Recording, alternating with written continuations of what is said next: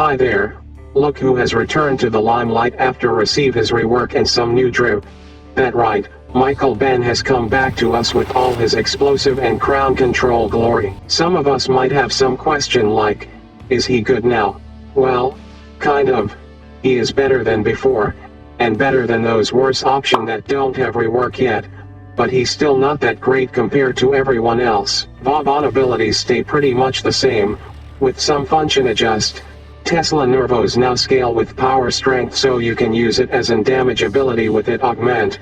Still need to deal with the awkward AI pathfinder of the balls though. Beside, Tesla banks require kill to deal damage.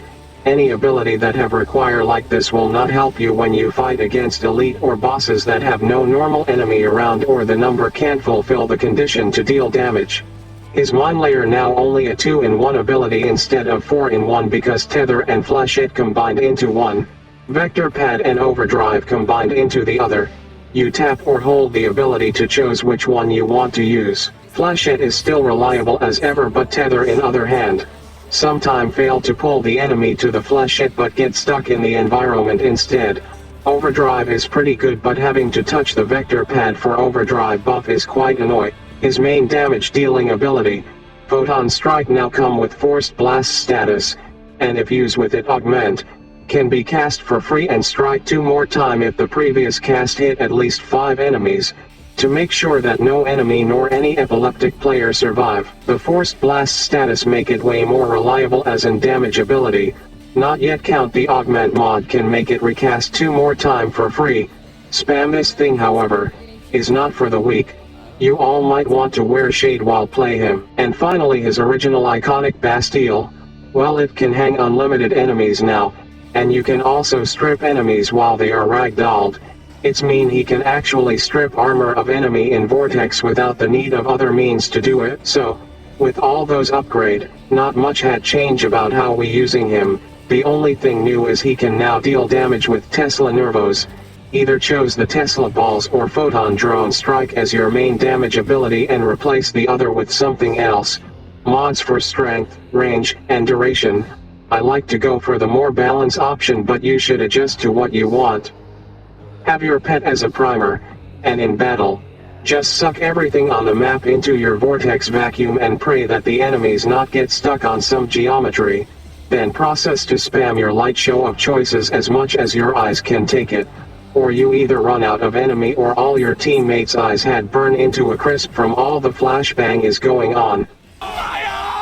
With this setup, he pretty much can take on most content in the game, but there are a lot of other way you can build him like lean on the crown control prowess of Bastille to permanently stealth, or just AFK with Mind Layer. But with all that going on for Vauban, there is not all sunshine and rainbow because his abilities still mostly kept the same so they still have the same problem that they have before, like Tether fail to group enemies and get them stuck instead.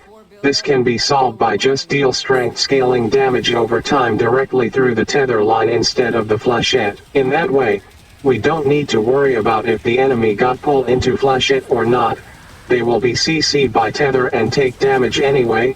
Beside that, there is enemies in the game that just immune to Vauban kit, and I'm not talking about the Eximus, because at least you can strip them armor. Those include the Necromech, Necromite, Whisper, or some boss like the Tank, etc.